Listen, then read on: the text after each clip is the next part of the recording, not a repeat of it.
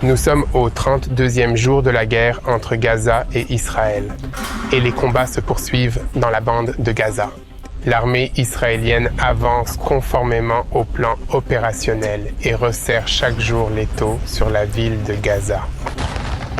Selon les rapports des services de renseignement, l'armée israélienne a pu neutraliser des commandants du groupe terroriste Hamas dans les rangs des commandants de sections et de bataillons.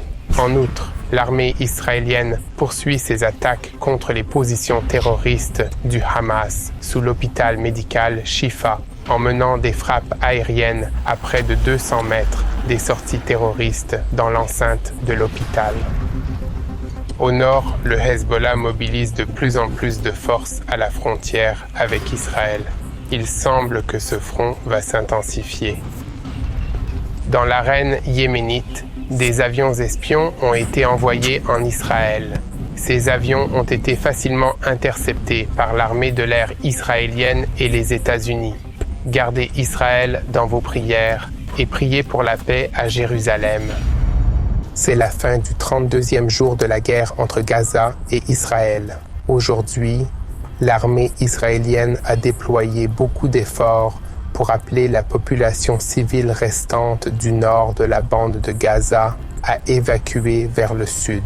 Elles ont ouvert un immense couloir humanitaire et ont investi des effectifs et des efforts militaires pour le sécuriser afin de s'assurer que le Hamas ne mènera pas d'attaque pour empêcher sa propre population civile palestinienne d'évacuer la zone de guerre du nord de la bande de Gaza.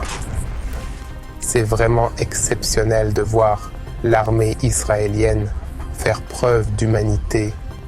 Alors que nous avons 240 civils retenus en otage par cette organisation terroriste appelée Hamas à l'intérieur de la bande de Gaza. L'armée israélienne n'est pas en guerre contre la population civile. L'armée israélienne est en guerre contre le Hamas, une organisation terroriste qui cherche à détruire l'État juif. Et nous nous battons pour libérer nos otages et pour vaincre le Hamas. Gardez Israël dans vos prières. Priez pour la libération de plus de 240 otages, dont des bébés, des enfants, des femmes, des personnes âgées, des soldats et des civils, et priez pour la paix à Jérusalem. Amen.